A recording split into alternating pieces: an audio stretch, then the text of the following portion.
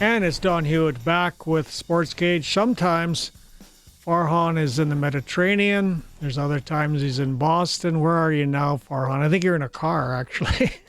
I am. I'm in a parking lot outside a fitness facility where my daughter and son often train. So Oh, son's a little under the weather, but my daughter is there, my 13-year-old. So yeah, I'm close by. well, you've got your daughter training at a young age, Farhan. Yeah, for sure. Yeah, and she's watching my son go through it and do it, and she she's 13 now, and a year ago she became a basketball and volleyball, Oh, and yeah. and sees the girls around her that at the older age with the high school that are really into the training, and so she's decided to. So good on her.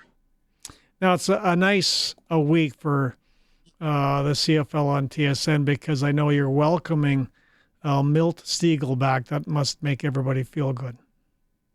It does. And listen, before we jump on Milt, I do want to offer, I don't want to say an apology, but a clarification from a post that I had last week to the fans of Saskatchewan, because I know that some of them, I had talked about how in the game against Calgary jumped out to a lead, and I said there wasn't necessarily a big crowd there to help energize the riders back into it. Now, that wasn't a criticism at all. It was just observation, because obviously the fans in Regina had been through a lot with what happened with the cancellation or the postponement on Friday, Yeah. given the conditions in town and the air quality and everything like that. So believe me, that was not a statement with any sort of judgment, malice, criticism, none of it. It was just an observation, which was accurate. But as the guy that the air quality and the forest fires and everything here in British Columbia, we're not hit hard by it this year, but for the last decade plus, every summer we deal with it. So I know what the people of Regina are going through. So I'm glad that they were able to get the game in. I'm glad that there's a bit more normalcy in the past week. But if anybody was offended by that, my apologies, because that wasn't the intent. And Okay. searching, turning it back to Milt. Mhm. Milt and I are close. And we talked a lot about his son, as he was growing up and playing sports and going through the recruiting process and what they eventually wound up doing. And, so I certainly feel like I know Chase. I've only met him once. But Yeah. it's indescribable what their family has gone through. It's so tragic. And, I'm glad we've got our friend back. I'm glad we've got our colleague back. For sure. And I'm glad he's taking steps towards kind of getting his life back in kind of the normal way, because this isn't easy for anybody. What was sort of odd about the game on Saturday with Calgary and Saskatchewan? It was very hot. And I sit on the east side and I was baking with my wife. And everybody moved around the concourse and found some sort of a seat on the west side in the shade. So the west side was pretty much full or very close to it. There's nobody on the TV camera side, the east side. So it actually looked worse than it was because we were like packed in there in the shade. So, but I guess the point being there were seats over there, which, so that means that there were empty seats. But anyway, just for sure. And I know that Toronto goes through that at BMO as well. Where the side where there's typically more crowds is not where the cameras are pointed at, but rather coming from. So right. Certainly it made it look bad. But look, at the end of the day, I'm glad they got the game off. I'm glad the air conditions improved, and and it wasn't necessarily the best game by the Riders, but they'll get another chance to get it right in Vancouver this weekend. Well, that's what we're going to talk about right now. Now, I'll tell you, I'm really impressed with the BC Lion offensive line, particularly in Edmonton. They had a PFF, that's of course the Pro Football Focus Analytics company, of unit grade of 64.6. Terrell Broxton, Manning, and Schluger all grading really well. These guys are really gelling on that BC offensive line right now, Farhan. Yeah, and I also think that Buck Pierce had a pretty good sense of how to get the ball out of Nathan's hands early, right? There was a few mismatches and bubbles there that previous opponents have showed against Edmonton, and BC was able to take advantage of the same things. But and I asked that question today at practice, that you've got some youth or some change along the offensive line. Andrew Pearson played at center, and you mentioned Manning as well, who hasn't played a ton. getting a spot at one of the guards with the injuries that BC's been dealing with, and then you've got an injured quarterback. So you got to do what you can to get the ball out of his hands quickly to protect the offensive line as well as protecting the player. And it's going to be a lot harder because Saskatchewan, the last time they played BC, dialed up a ton of pressure. They didn't do as much of that against Calgary, but I know that BC is expecting that again this week. So it'll be interesting to see if the offensive line can hold up the same way against Saskatchewan that they did against Edmonton. Well, Butler had 171 yards rushing in Edmonton. I think he leads the CFL with 475. I thought up in Edmonton, it was one of the best games I've ever seen him play. I don't know why the Riders cut him to start with. But anyway, I thought it was one of the best games I've ever seen him play because he was getting hit hard. He was getting hit off balance. He was, recovering his balance and keep going. Like, that was one hell of a tough running effort by Butler. It was, and, for them to be fully committed to him, especially in the first half, I think he had like 93 yards rushing and 35 yards receiving in the first half. And they, the Lions had youth, especially in the middle of that offensive line, and they ran inside behind those guys. And for Butler, he joked about the fact he probably hasn't had 30 carries in a game since high school. And the Lions didn't dress the backup running back because Xander Horvath was injured. So when they wanted to close out the game and run the ball, they just kept leaning on Butler, and he was able to make it work. Nathan Rourke, 345 yards passing up in Edmonton. What I saw Nathan doing there was hitting tight windows. That's what he was doing 2 years ago. Do you see the 2 years ago Nathan Rourke starting to emerge?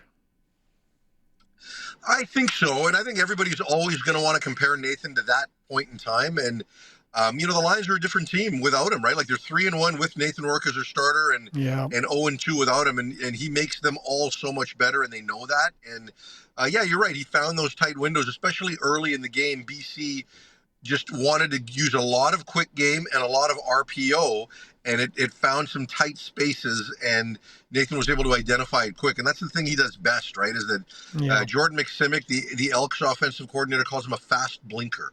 And he gets through his progressions really, really quickly, and he can find it and hit those seams before defenders can react. I'm going to give you some stats, then you try to explain why the Lions are 3-3. The BC offense leads the CFL with 14 touchdowns. Net offense, 410 yards per game. That also leads the CFL. They have the most first downs in the CFL, 135 yards. You flip over to the defense, they've given up the least net offense of 293.7 yards a game. They rank number one with opponent yardage per play and the number of plays they allow an opponent to make. So you look at that on both sides of the ball and you go, how the heck are they 3-3? Was it just because they didn't have Nathan? Because statistically, they have a really good team if you look just at the stats. Yeah, it's fair, and sometimes stats can be deceiving. The game against Winnipeg, at Winnipeg, the stats were actually fairly even, but the Lions weren't in that game. And so sometimes you can be fooled by that. But I think the biggest thing for BC is turning the ball over, right? I mean, when you look at those two games where Nathan Rourke wasn't in the game and they turned it over 8 times. And if you go to Saskatchewan and you throw 2 pick sixes, you can't win in that world. Right. So good point. When you looked at the defense in that game, I thought they played well enough to win, just like they did in the second game against Winnipeg. But when you're giving opponents short fields, when you're giving them touchdowns with what your offense is doing, you just can't win like that. Right. The stats can be damned in that moment. Right. So as long as they can stop turning the ball over, and even the one turnover they had in this game, the interception by Rourke early in the game, was on a really deep ball and in the Montreal game, on a really deep ball that eventually looks like a punt, right? So they were able to overcome it, and then they were also dealing with a lot of penalties. That didn't happen in the game against Edmonton. They had 3 penalties that they took until late in the third quarter, and then by that point the game was over. So they finished with 10 penalties, but the game had been decided. Whereas earlier in the season, penalties were deciding games along with the turnovers, and that's slowly changing. Now, do you think the way they looked in Edmonton was really impressive? Because I thought that was a coin flip game going in, but I was totally wrong. Did that wild and wacky, unbelievable win in Montreal Did it galvanize the Lions as a team, do you think? Yeah, I suppose so, right? I mean, I think in that game, a lot of people would look at it and say BC was fortunate because the offensive lineman, Pio Lestage, for Montreal took the penalty on the field goal, which wound up Mm-hmm. giving BC good field position when they got the ball back in the final seconds. But if you look at that entire game, if BC doesn't take the penalties that they take, BC was the better team, right? So I think for BC to win a game against one of the top teams in the league, right? The Owls are an upper echelon team. And the way they did it, I certainly think that galvanized them to a point, right? And it shows them that if they get out of their own way, that they can play with anybody. But I think there's a lot of teams that feel that way, and I think Saskatchewan's one of them because when you look at that last game, they just did some things that were very unrider-like in terms Yes. of their inability to run the football and and some of those types of things. So I think there's a lot of teams, BC among them, that believe if they're on, that they can play with anybody, and that's going to make this weekend's game just that much more compelling. Now, our CFL analytics guru, Keith Willoughby, up at the U of S, he gives home teams 3.5-point additions when he talks about who's going to win a ball game. When he goes through all of his analytics and his computer models, it's 3.5 for the home team. So he'll give that 3.5 to the Lions. We'll be talking to him next, actually. So should the Lions actually, when you consider the last couple of games, should the Lions be the favorites? Because this is a 4-point game, Farhan. This is the classic 4-point game. If you just base it on last week, I think you probably make the Lions favorites. I'm not sure that you necessarily do just because of how good Saskatchewan has been all season. I don't expect Trevor Harris to play the first half as inefficiently as he did in the last game. Mm-hmm. If they turnovers from BC, I mean, Saskatchewan's so good at generating turnovers, but they get turnovers in the first two drives by Calgary and they come away with 3 points and are down 7-3 at the end of the first quarter. I just don't think that'll happen again. So for BC, if they can protect the ball, yeah, they could be favorites. But if not, I just don't think Saskatchewan is going to play the way they did in the last game. And as good as BC was at defending Edmonton's run early, Saskatchewan's an entirely different challenge. So, but somebody just asked me, how is the best team in the league, Calgary, in their mind, 4.5-point underdogs against Winnipeg? Yeah. Well, Winnipeg is the best home field advantage in the league. They are a different team at home, and now they've got 2 weeks to prepare. So I like Winnipeg's odds of bouncing back and winning that game because it's just so tough to win in Winnipeg. So home field does matter in this league, and that's why I'm picking every home team to win this week. Okay, now Keith Willoughby, for Winnipeg, home advantage when he does his predictions, he better move 3.5 up to maybe 4.5 because you're right, they're so tough to win. But would you say, nonetheless, we'll see what happens in Winnipeg, nonetheless, are the Calgary Stampeders the biggest surprise to the positive in that regard in the league? I would think so. I mean, what they've done. Yeah, I would. Go ahead. Yeah, I mean, look, I think Calgary and Hamilton are the two surprises, two teams that missed the playoffs last year that are leading their respective divisions. And Calgary, for sure, look, I knew offensively they'd be better with Vernon Adams, right? I just have so much time and respect for VA that part doesn't necessarily surprise me. But, when you lose Reggie Bagleton, right, who's such an important piece, not just because of how good he is as a player, but just the person he is to that team and to that room. Right. I thought that was going to be a challenge. But they're doing it with young guys, Damian Alford, who's just stepping out as a starter for the first time in the last couple of games, and just how good he has been. And then defensively, that's the part that blows me away. You've got 12 new players that weren't starters for them last year. And, here they are doing what they're doing, right? So, and even, Pat Delmonico is the first-time play caller. He's had the offensive coordinator title before, but he hasn't been the primary play caller. He's doing it now. So, yeah, for all of those reasons, what Calgary is doing, despite the fact that I have so much respect for VA, I'm blown away by it. I know. Now, on the other side of the coin, I guess to the negative side in the league, Ottawa Redblacks, I mean, is Bob Dice, could he be in any trouble this year as the head coach if he doesn't start winning, or what do you think? Because he's a good guy. He's a good football guy, but you have to win as a head coach. You do, and, the way the East has gone, certainly it's become all about the West this year, unlike last year where the East really did balance the scales. And the hard part is it's the way that Ottawa is losing games, right? Because when you look at that game against Hamilton last week, they did so many things right for 3 quarters, really for like 55 minutes, before they let it get away from them. And this team also takes way too many penalties. But the challenge is that they've been dealing with a lot of injuries. They've got 18 guys on the injured list. Yeah. And that right. makes it difficult, right? And they haven't had their quarterback until last week. And he's not 100% healthy, but he knows they need him, right? So he got back in, much like the Lions with Nathan Rourke. So I'm picking them to win this week at home against Hamilton. As good as the Ticats have been, I think Ottawa's better than their record indicates. And they're due for some breaks right now.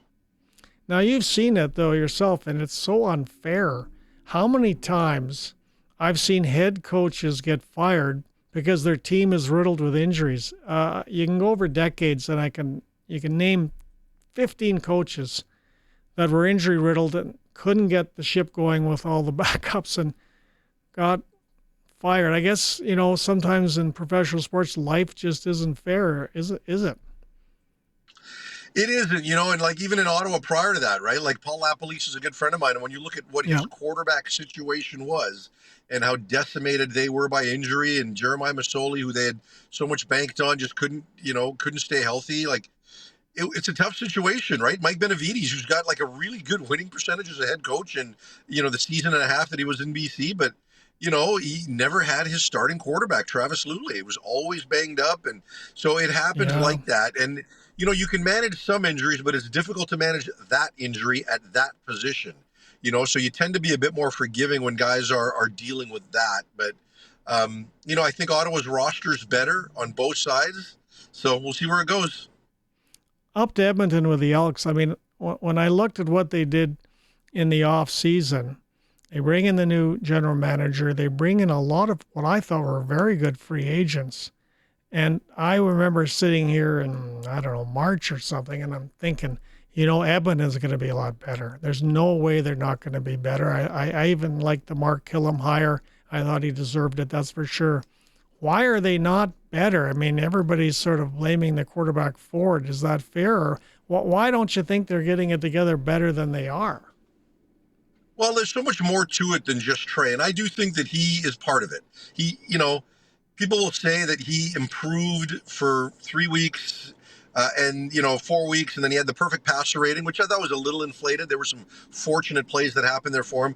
And then this week he puts in one of the worst statistical lines for a quarterback in the history of the game. Like, tell me how many quarterbacks have started a game, played almost all of it, and finished with fewer than 40 yards passing in this league.